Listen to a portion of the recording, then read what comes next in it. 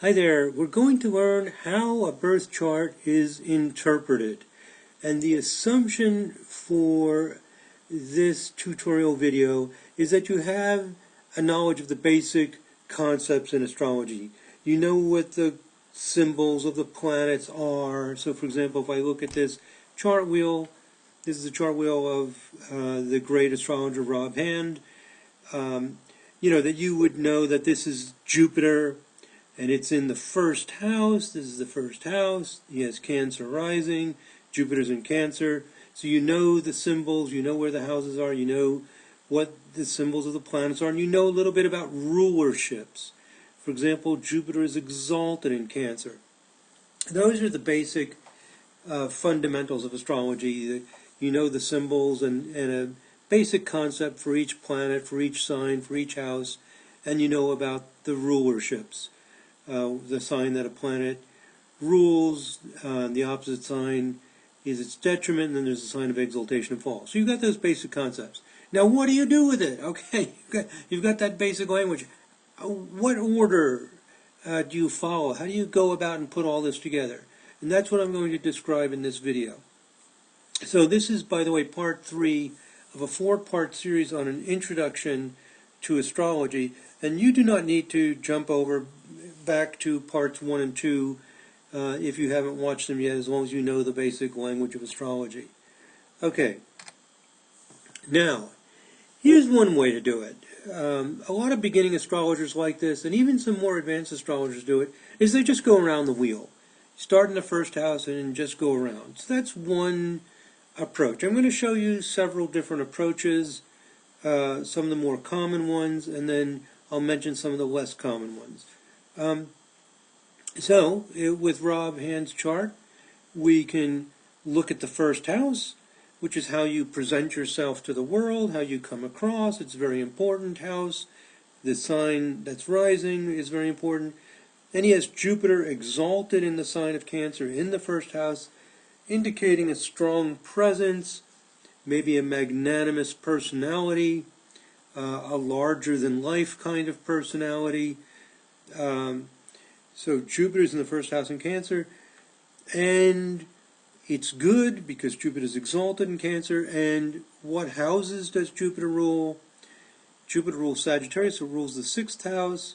If you use the classical rulers, it also rules the 10th house of career, indicating a big career and personal service. And then you go to the 2nd house and you say, okay, what's the deal with his money, his resources, his values? And you would say, well, Pluto's there, maybe some intense things will happen. We can also look at the part of fortune. This is the part of fortune using the ancient method. I'll make some videos more about the Arabic parts to deal with that specifically. But here's Pluto, and what planet is ruling the 2nd house? The Sun. It's also in the 6th house. So we're getting, and we have 3 planets in the 6th house. So a lot of emphasis on personal service. And you go around. 3rd house, writing, communication, North Node there, indicating that that's a good path for him. Neptune, some idealism, maybe some disappointment at home from that idealism. Mercury rules the 4th house. It's also in the 6th house. So maybe he works from his home, for example, because Mercury is ruling this 4th house, because the cusp of the 4th house is in Virgo, and Mercury's there, so maybe he writes at home in an idealistic setting. So, you can go around and interpret each house, what's going on with creativity, children, and so on. Notice he has an intercepted sign in the 5th house. Scorpio is in the middle of the 5th house, not on any cusp. Libra is on the 5th house cusp, so Venus is ruling the 5th house. It's in the 6th house as well. And we have Moon and Mars indicating passion in Scorpio and motivation to be creative. So that's the idea. And what planet rules Scorpio? The modern ruler is Mars. The ancient ruler is Mars. Some people also use Pluto. If you just use Mars, it stays in the 5th house. Mars is in its own sign, indicating strong, passionate creativity. And so on. So that's the idea. Just go around what's going on with his work, his relationships, etc. You cover each area of life, what planets are in it, what planets rule the house, and you come up with your interpretation. So that's one way to do it. Just go around the houses. And again, see if any planets are in the house. Let me go back to this, just to review. See if any planets are in the house. What if there is no planet in the house? Does that mean there's nothing happening? There's nothing to say about relationships for Rob. He's got nothing in the 7th house. No, we go to the ruler. So you always have something to say. The ruler is Saturn. Ruler of Capricorn is Saturn. Where is Saturn? In the 12th, which is kind of a tricky place of sacrifice. So maybe he has to do, and Saturn, meaning maybe he has to give up and sacrifice in order to make his relationships work. And inevitably encounter some problems, might be an interpretation. So that's the art of interpretation. Different astrologers will come up with a different emphasis, a different way of seeing it, different possibilities, and it's the endless art of astrology, and that you can study forever. But what I want to emphasize here is the basic concept, that going around the houses is one way to do it. So here are my notes, and if you're a beginner, you would need some kind of software. In the second video in this series, I mentioned free software like the Cosmic Star program that has interpretations of the planets and the signs and houses that would help give you some ideas. Even more intermediate and advanced astrologers sometimes like to read what other people say to inspire their thoughts about things. And some people actually use an interpretive report software that gives more extensive interpretation that you would have to purchase in order to get really detailed ideas from an astrologer that they really love, that they just love their work. Excuse me, they love these reports. And you can't always think off the top of your head what exactly are the implications of having Neptune and Libra in the 3rd house, or in the 4th house for Rob. So that can help trigger your insights and your ideas, and you can combine it with your own perceptions about it. And if you're talking to someone, then you get some feedback, and you can, relate it to the context of the situation. The Cosmic Patterns reports also include an online chart service. So if you have interpretive reports from Cosmic Pattern software, you can also offer those interpretations online for people to just come and get. So it's another way that you can provide interpretations if you like the interpretations in one of those interpretive reports. Okay, so what I'm discussing here is how you go about doing the interpretation and how you would deliver the interpretation, and what aids there are to help you with it. These interpretive reports can be helpful. Or you can have a book, the problem with the book is you have to keep flipping the pages, going back and forth to find the section you want. So a little more tedious. Okay, so that's one method, going around the houses. Okay, so once you learn the basic language of astrology, you can just go around the houses, apply the ideas, maybe get some insights from an interpretive report if that will help you. And there you go, you're on your way to giving interpretations. That's one way that it's done. I'm not necessarily recommending that. I'm not saying that I agree with those ideas. I'm telling you what is commonly done. In a few minutes I'll give you some ideas of what I do when we get to that part of this tutorial. Now, second method. Some people don't like that method. They would prefer to focus on the things that are most important. And a lot of astrologers would say the sun, moon, and ascendant are most important. So why go around the wheel randomly finding things? Let's just jump right into what really counts.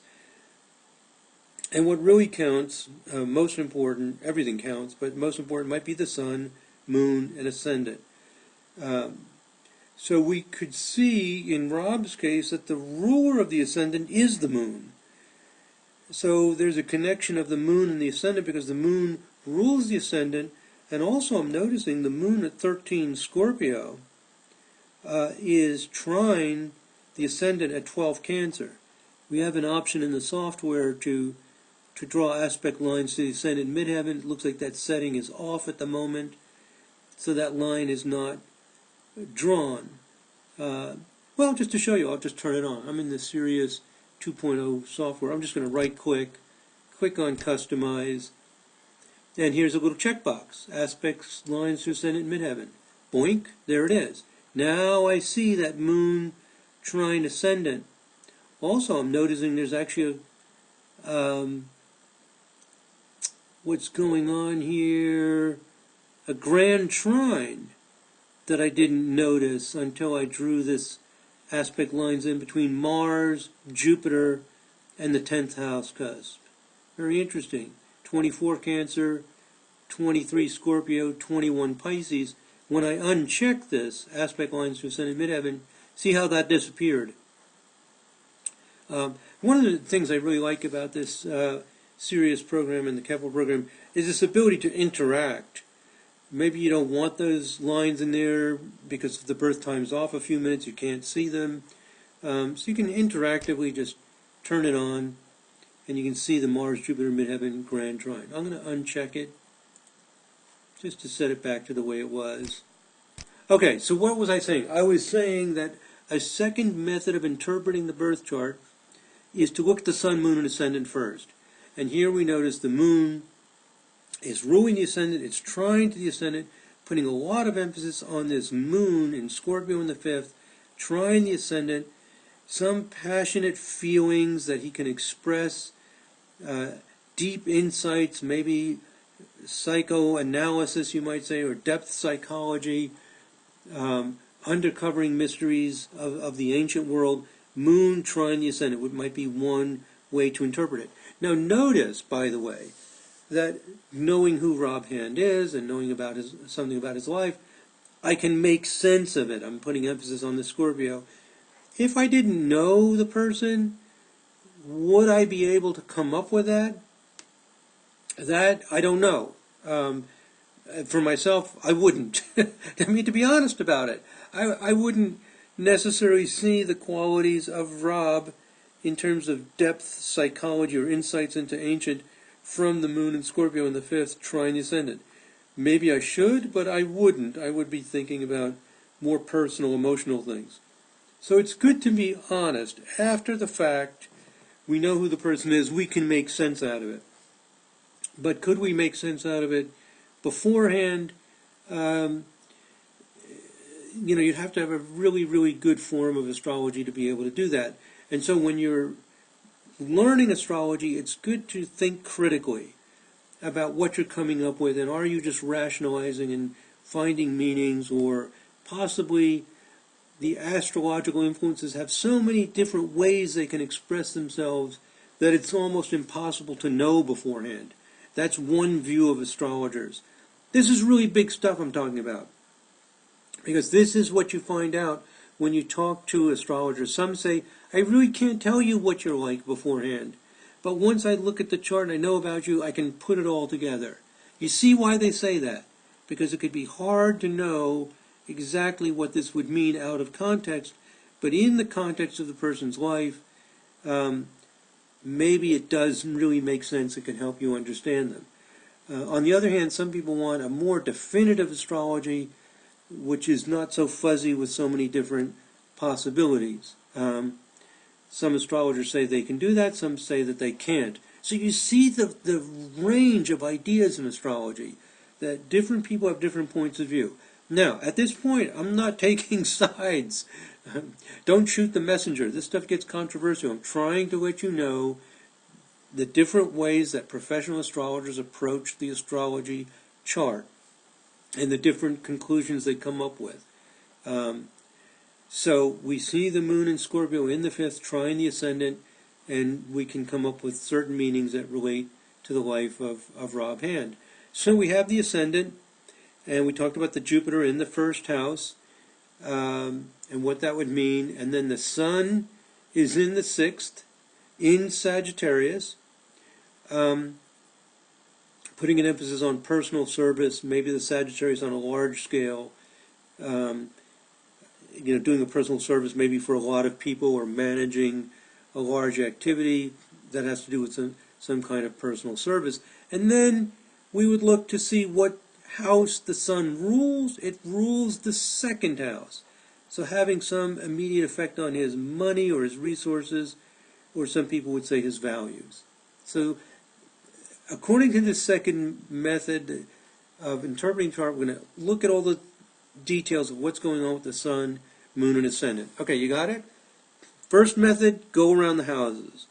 Second method for interpreting the chart, start with sun, moon, and ascendant and see where it leads you and what you come up with. And then you can go look at the other inner planets, Mercury, Venus, Mars, and then the outer planets.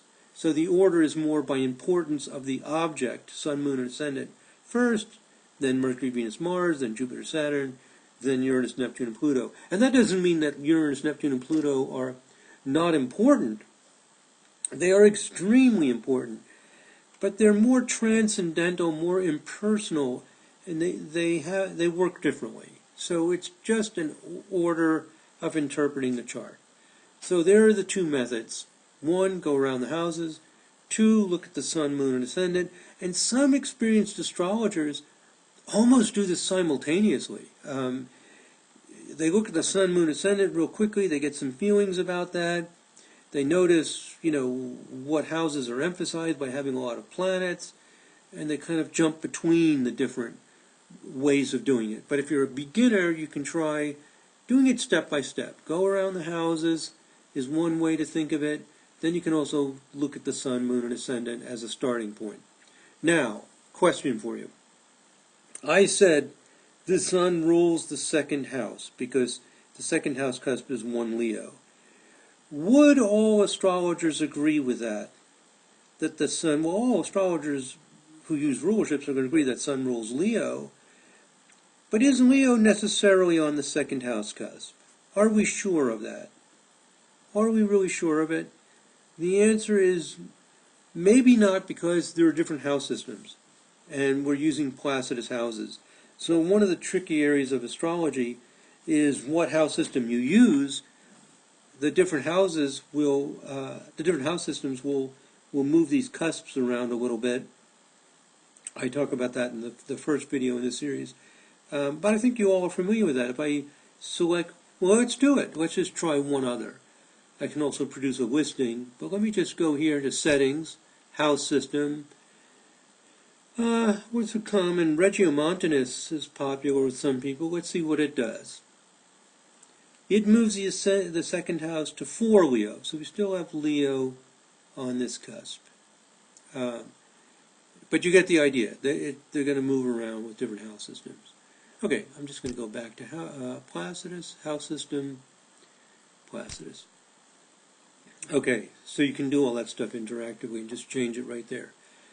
All right, so we've learned two methods for interpreting the birth chart. One is go around the houses, and the other is look at the sun, moon, and ascendant.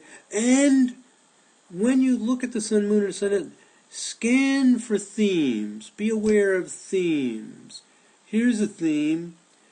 Jupiter rules Sagittarius, and we see that Jupiter is emphasized because it's angular. It's in the first house. A planet in the first, fourth, seventh, or 10th houses, some astrologers feel is particularly important. So Neptune is strong in a way. Jupiter is strong, especially this first house, very strong. And Sun is in Sagittarius. And Jupiter rules Sagittarius. So you're getting this Sagittarius-Jupiter emphasis. You see that? A Sagittarius-Jupiter emphasis. Why? Because Jupiter is in the first, Sun, Mercury, and Venus are in Sag. So expansiveness, largeness is emphasized because you have Jupiter emphasized, you have Sagittarius emphasized. You also, as we noticed when we turned on those aspect lines, Jupiter's trying the midheaven. And there's a Mars-Jupiter midheaven grand trine. So Jupiter making that strong aspect, being part of a grand trine, means it's a very active planet.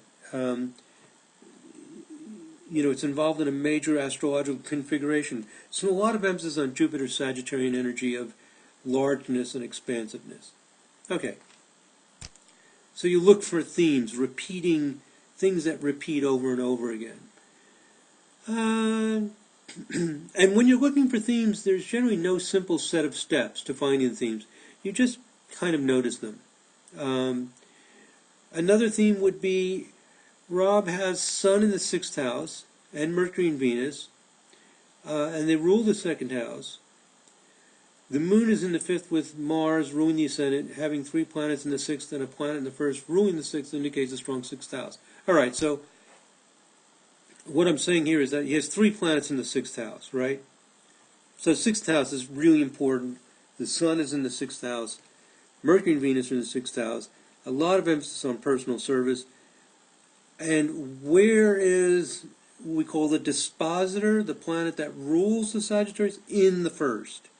Any planet in the 1st is emphasized, it's angular, it's in the house of how you present yourself to the world, how you come across.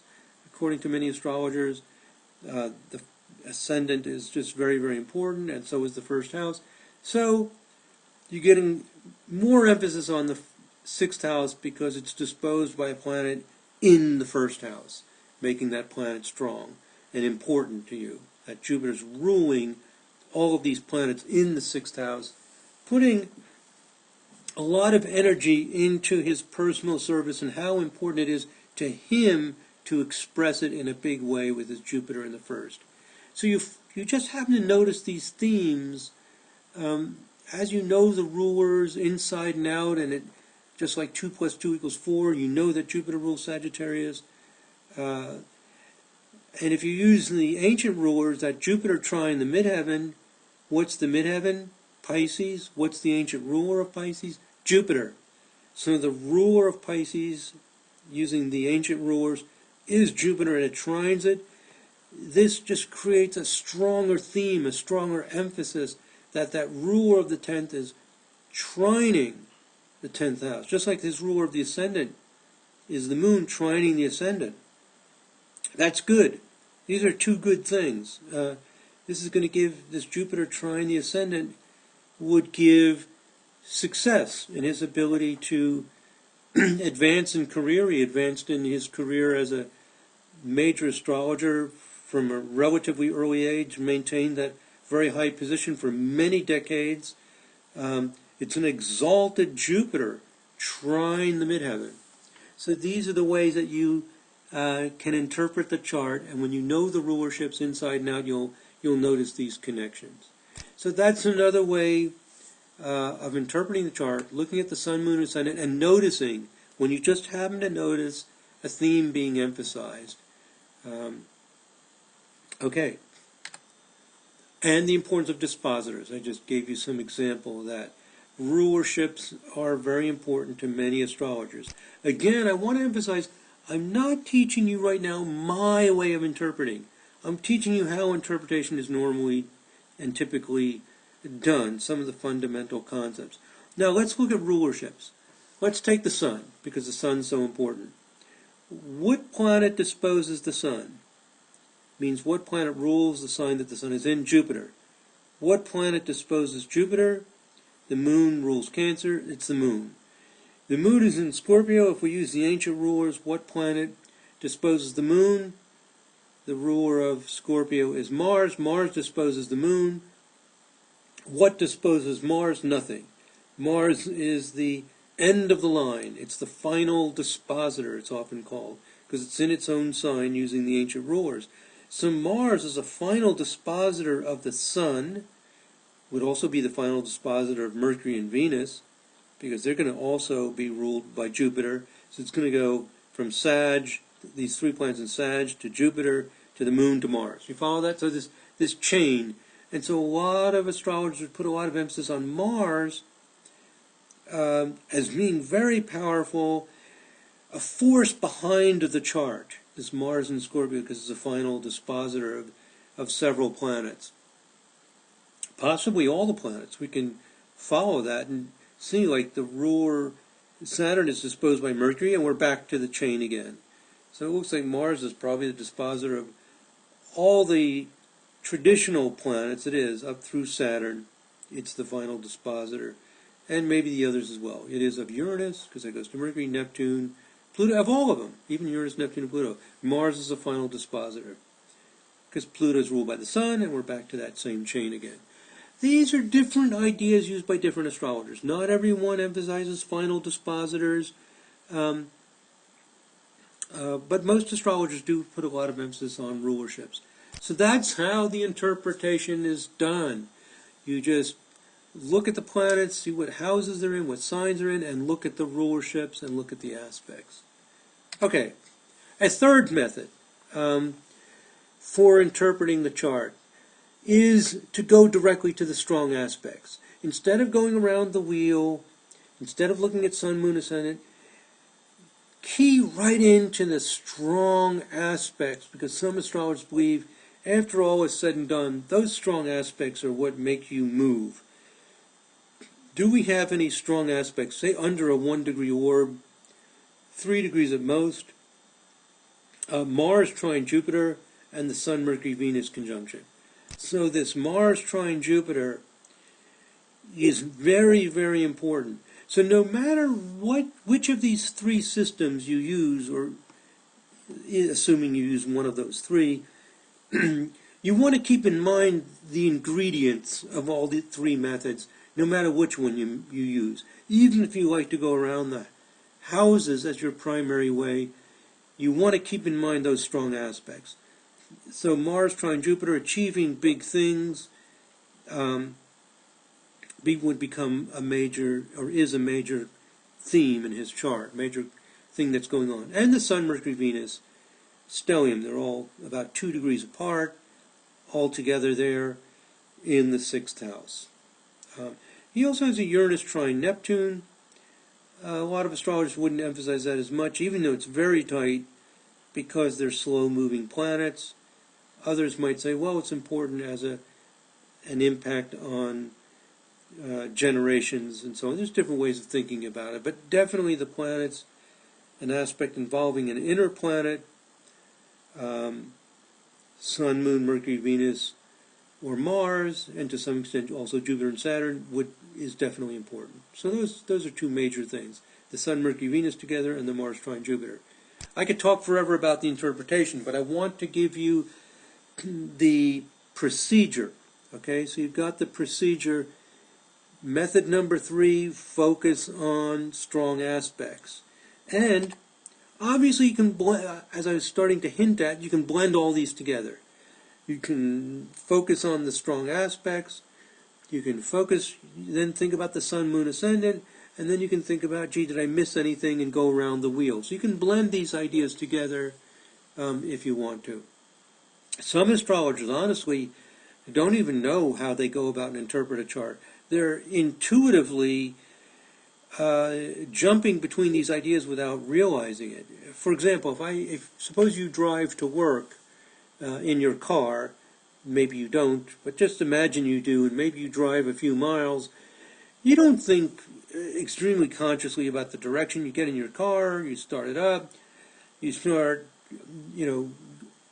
turning here and turning there, and if you explain how to get there to somebody, you may have to give them,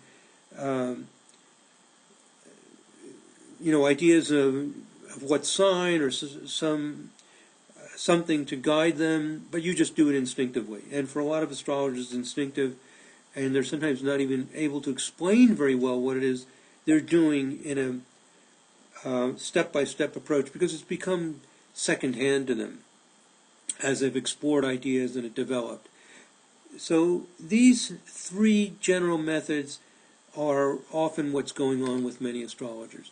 Now, those are 3 common approaches. However, keep in mind that some astrologers analyze other things, and some also do not emphasize or even use some of the ideas described so far.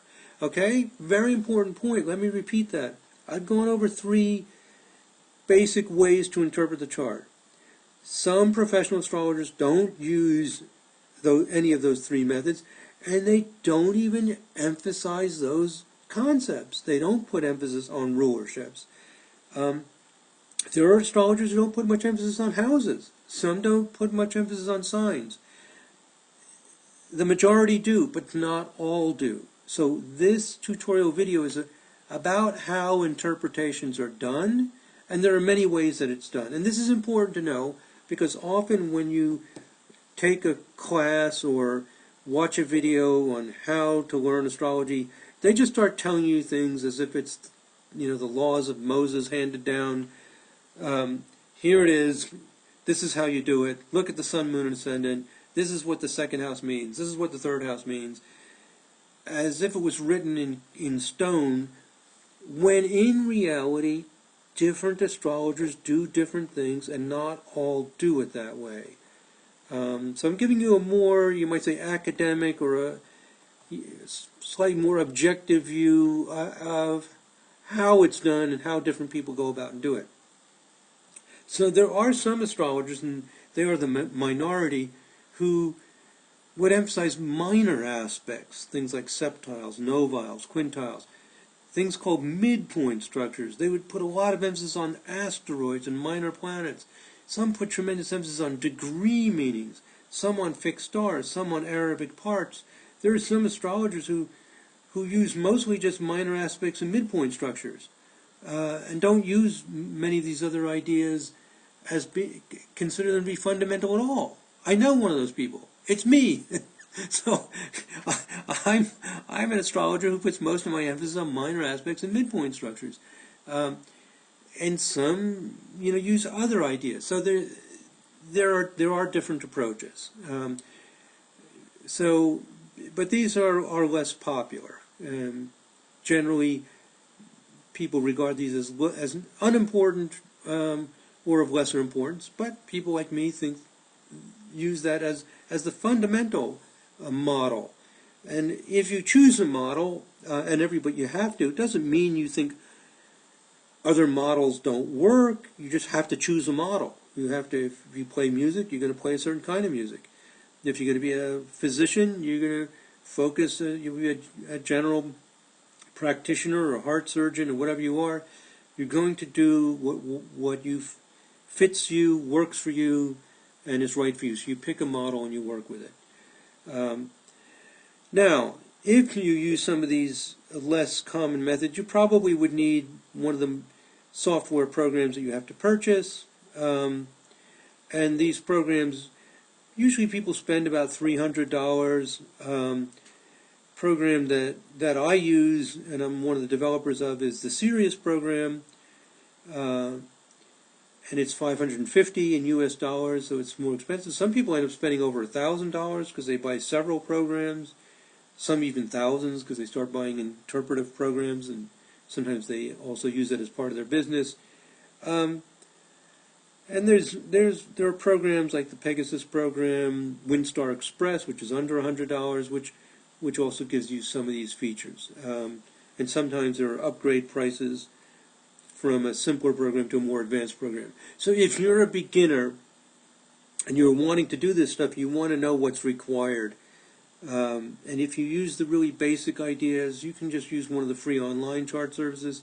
If you start using these other ideas, those free services may or may not prove to be adequate. If you start doing a lot of this stuff, they definitely won't be adequate.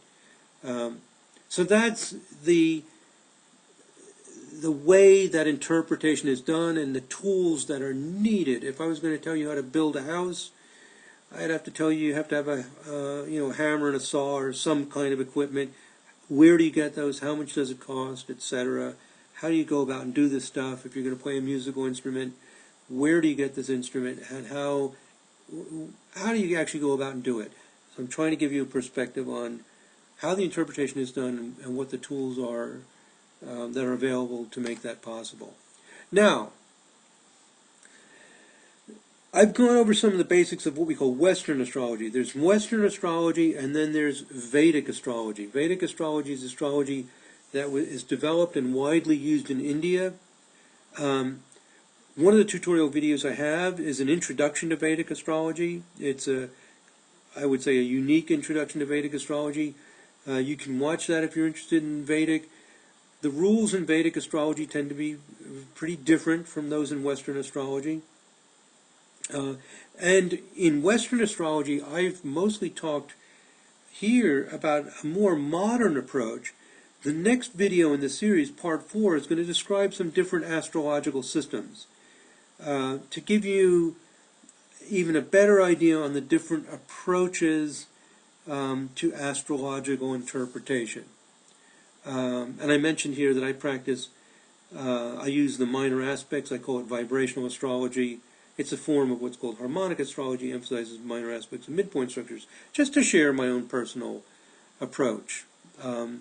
Every astrologer works differently. Now, important point.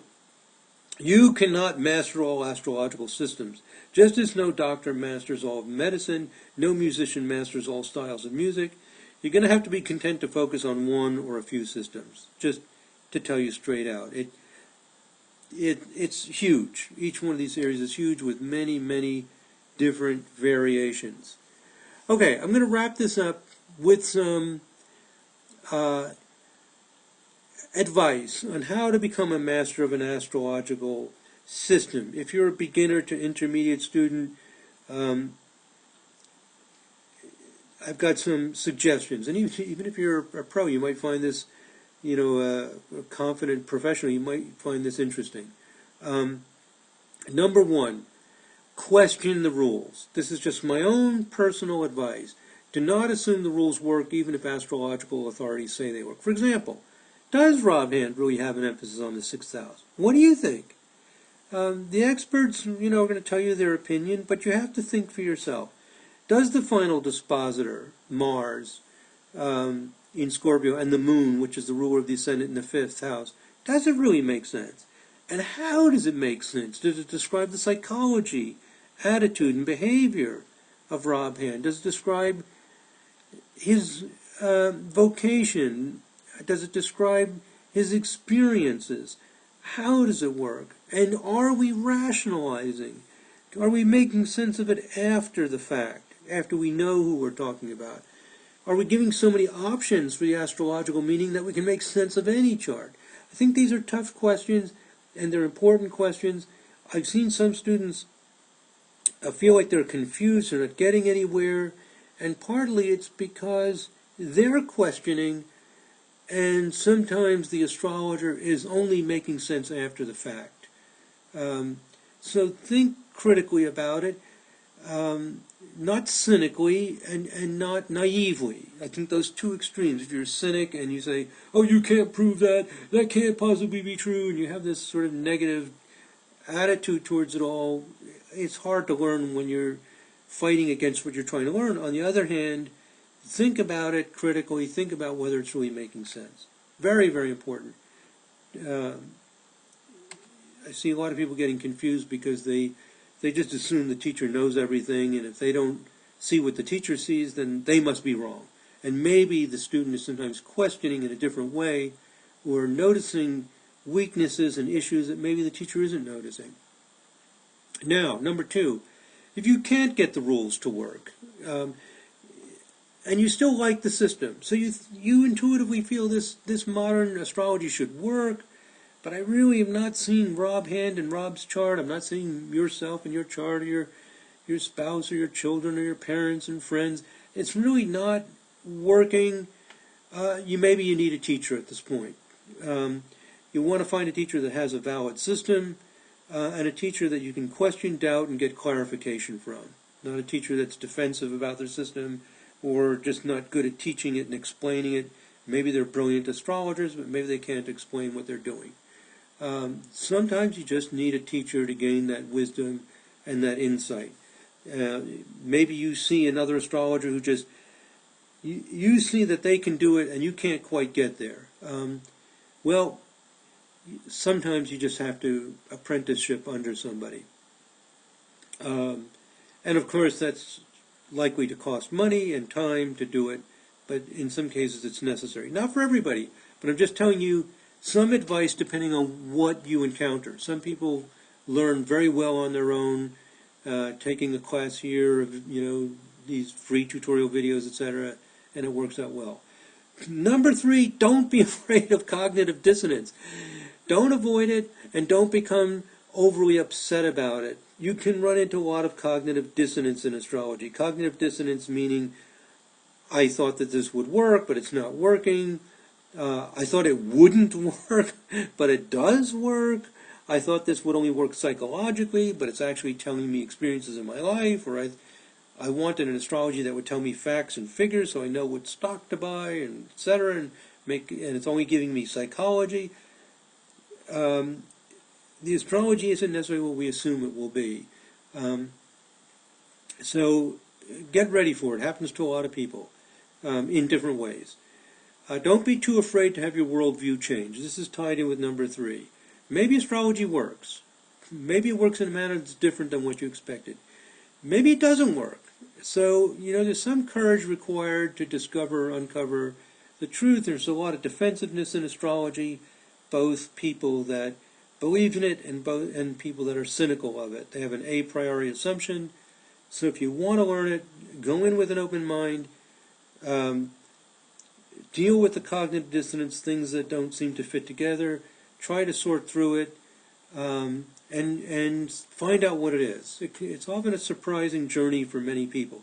Some great astrologers, leading astrologers, started out writing papers for college or for their own interest to disprove astrology, and they ended up becoming astrologers. And so things like this can happen. Or sometimes people find out the astrology they thought worked actually doesn't work as well as they thought. Now, number 5, this is my own very personal thing. I doubt many astrologers agree with this or think it's that important. But take an interest in controlled research. I believe most astrologers depend mostly on their personal experience and the personal experience of others. Controlled research, exploratory research can bring fantastic insight. And this doesn't necessarily mean you're doing statistics. I have videos on extreme case sampling. It's fantastic. So this is something I think is personally important. I don't see many other astrologers emphasize it. And let me see, is this... okay, 2 more slides. Last thing on the advice. To develop a professional level of competency, focus on one particular astrological system. I've mentioned this before. Or perhaps integrate a few. You might end up jumping ship after you study one system in detail and decide some other system looks even better. Just go in, pick a system or a few systems at most, and don't diversify too much.